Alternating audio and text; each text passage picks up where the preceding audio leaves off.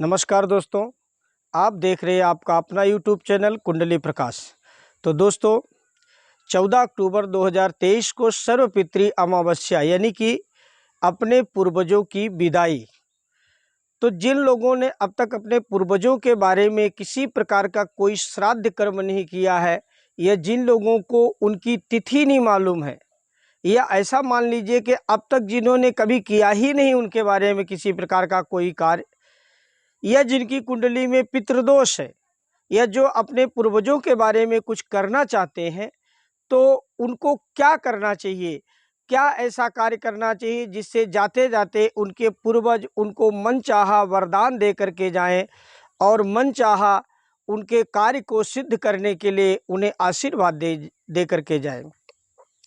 आपको मैं 2-3 चीज़ें बताऊंगा, इनमें से जो भी आपको संभव हो वह आप कर सकते हैं।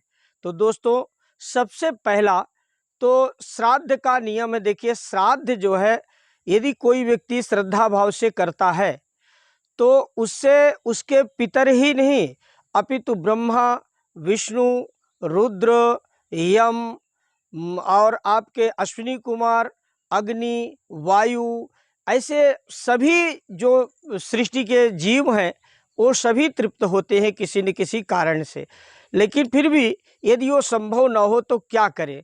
तो सबसे पहला काम ये करिए कि आप अपने घर में अच्छे अच्छे पकवान बनाइए, भोजन बनाइए, और जो भी भोजन आपने बनाया है उन सबको एक कटोरी में निकालिए, सबको मिलाइए और अपने पूर्वजों का नाम ले करके दक्षिण की ओर मुंह करके आप वह कटोरी का भोजन ऐसा हाथ उठा करके पूर्वजों से कहिए कि ये आपके निमित्त है, आप इसको पाइए और हमारे परिवार के ऊपर अपनी कृपा दृष्टि बना करके रखिए।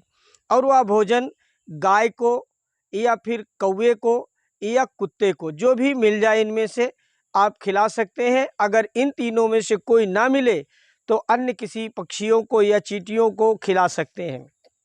दूसरा काम आप ऐसा कर सकते हैं कि 15 घी के दीपक जलाइए, और 15 घी के दीपक और 1 लोटे में गंगा जल, काला तिल, पानी और दूध यह मिश्रित कर करके ले लीजिए। और जहाँ भी पीपल का पेड़ दिखे आप उस पीपल के पेड़ के पास जाइए और ये 15 दीपक जो है घी के पीपल के पेड़ के नीचे जलाइए। और इसके बाद जो है आप पीपल के 15 प्रदक्षिणा आप करिए, और हर प्रदक्षिणा में थोड़ा थोड़ा वह जल पीपल के पेड़ में डालिए। और जब ये कार्य हो जाए तो आप वहाँ से लौट करके जब अपने घर में आएँ तो जो भी आपके घर में ग्रास बना हो उसमें स्वीट जरूर हो, मीठा जरूर हो कोई ना कोई, वह सब लीजिए और दक्षिण दिशा की तरफ मुँह करके अपने पूर्वजों से कहिए कि हे पितृदेवताओं, आपके निमित्त मैं कुछ कर नहीं सका, या आपको मैं तर्पण श्राद्ध ऐसा कुछ कर नहीं सकता हूँ, मेरी सामर्थ्य नहीं है, सो आप इसी से प्रसन्न होइए। और ऐसा कह करके वह ग्रास जो है दक्षिण दिशा की तरफ रख दीजिए। उसको आपके पितर, आपके पूर्वज वह प्राप्त कर लेंगे और आपको मनचाहा वरदान देंगे। दोस्तों उसी दिन सूर्य ग्रहण भी है, हालांकि वो भारतवर्ष में दिखाई नहीं देगा, फिर भी जिनकी कुंडली में सूर्य और राहु का योग हो, सूर्य और केतु का योग हो, शनि और सूर्य का योग हो, ऐसे लोग, या जिनकी कुंडली में जिनका जन्म अमावस्या के दिन हुआ हो, तो ये लोग क्या करें? इन लोगों के लिए सबसे अच्छा साधन यह है कि ओम नमो भगवते वासुदेवाय नमः, इस मंत्र को जपते हुए पीपल के पेड़ के पास, पीपल के पेड़ में कम से कम 21 तुलसी के दल यह आपको अर्पण करना है।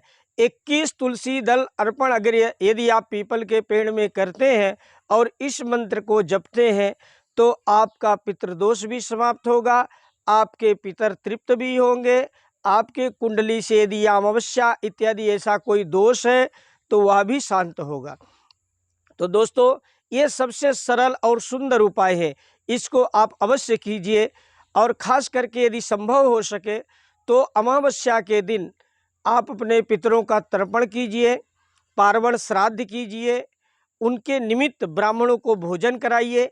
यदि संभव हो, ना हो सके संभव कि ब्राह्मण को भोजन आप नहीं करा सकते या तर्पण और श्राद्ध नहीं कर सकते, तो कम से कम सूखा सीधा तो अवश्य ही आप उनको दान दीजिए। तो दोस्तों, तब तक के लिए नमस्कार।